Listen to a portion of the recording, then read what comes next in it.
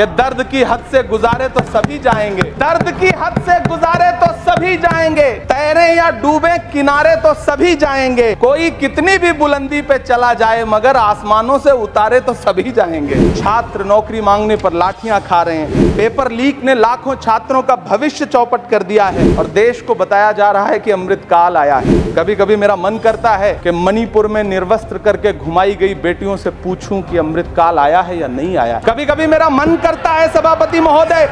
कि देश के लिए ओलंपिक लाने वाली बेटियां जो इसी जंतर मंतर पर घसीटी गई उनसे पूछूं कि अमृतकाल आया है कि नहीं आया है। कभी कभी मेरा मन करता है कि रात के 2 बजे बिना परिवार की मर्जी के हाथरस में जलाई गई उस दलित बिटिया जो बलात्कृत थी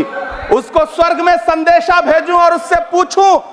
कि आया हुआ अमृतकाल तुम्हें दिख रहा है या नहीं दिख रहा है। कभी कभी मन करता है कि मैं बिल्किस बानो से पूछूं कि देश में आया हुआ अमृतकाल तुम्हें नजर आ रहा है या नहीं आ रहा है। सभापति महोदय,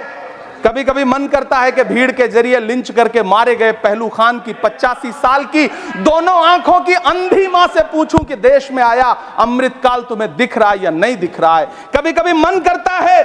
कि ईद के कपड़े खरीद कर लौट रहे 17 साल के हाफिज जुनैद से पूछूं जिसे बल्लभगढ़ में ट्रेन में लिंच करके मार दिया गया कि अमृतकाल आया है या नहीं आया है। कभी कभी मन करता है नजीब की मां से पूछूं, कभी कभी मन करता है कि तबरेज अंसारी की विधवा से पूछूं, कभी कभी मन करता है कि सहारनपुर के उन 3 बच्चों से पूछूं जिन्हें छत्तीसगढ़ में लिंच करके मार दिया गया। सभापति महोदय, कभी कभी मन करता है कि मैं गुजरात के चिखोदरा में क्रिकेट मैदान में लिंच करके मार दिए गए सलमान बोहरा के परिवार से पूछूं कि अमृतकाल आया है या नहीं आया है। कभी कभी मन करता है कि मैं अलीगढ़ के औरंगजेब उर्फ फरीद से पूछूं जिसे लिंच करके मार दिया गया और बाद में उसी मृतक के ऊपर डकैती का मुकदमा कायम किया गया। सभापति महोदय,